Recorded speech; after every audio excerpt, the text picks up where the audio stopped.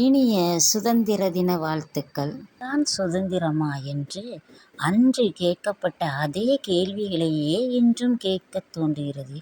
ஏனெனில் நம்மிடம் எந்த மாற்றமும் இல்லையே. மீண்டும் சற்றே சிந்திப்போம். இன்று சுதந்திர நாள்.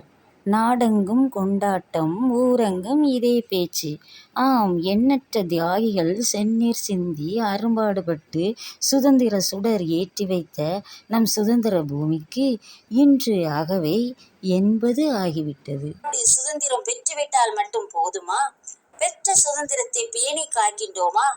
தனிப்பட்ட முறையில் நாம் எதிலெல்லாம் சுதந்திரம் பெற்றுள்ளோம்? சற்றே சிந்திப்போம். நம் சுதந்திர திருநாட்டில் பெண்கள் பணி முடித்து நடு இரவில் தன்னந்தனியாக சாலையில் பயணம் செய்து பத்திரமாக வீடு திரும்ப முடிகிறதா? செலவின்றி திருமணம் செய்ய முடியுமா?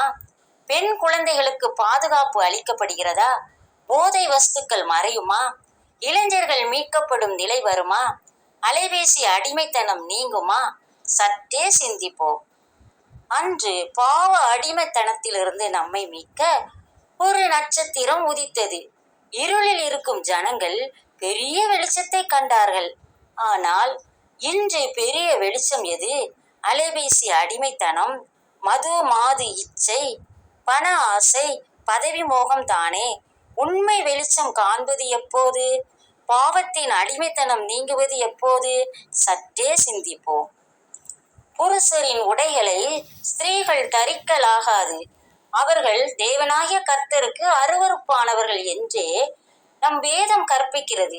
இன்றோ சுதந்திரம், நாகரிகம் என்ற பெயரில் உடை குறைப்பு. இதுதான் சுதந்திரமா? மனம் போன போக்கில் வாழ்வதுதான் சுதந்திரமா? குழந்தைகளை இஷ்டப்படி விடுவதுதான் சுதந்திரமா?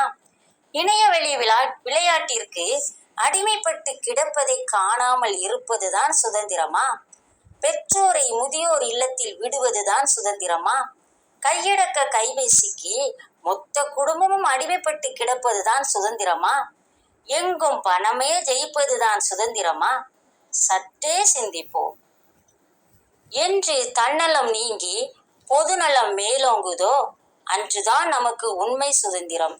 என்று பாவம் நீங்கி பரிசுத்தம் தலைக்கிறதோ அன்றுதான் மெய் சுதந்திரம்.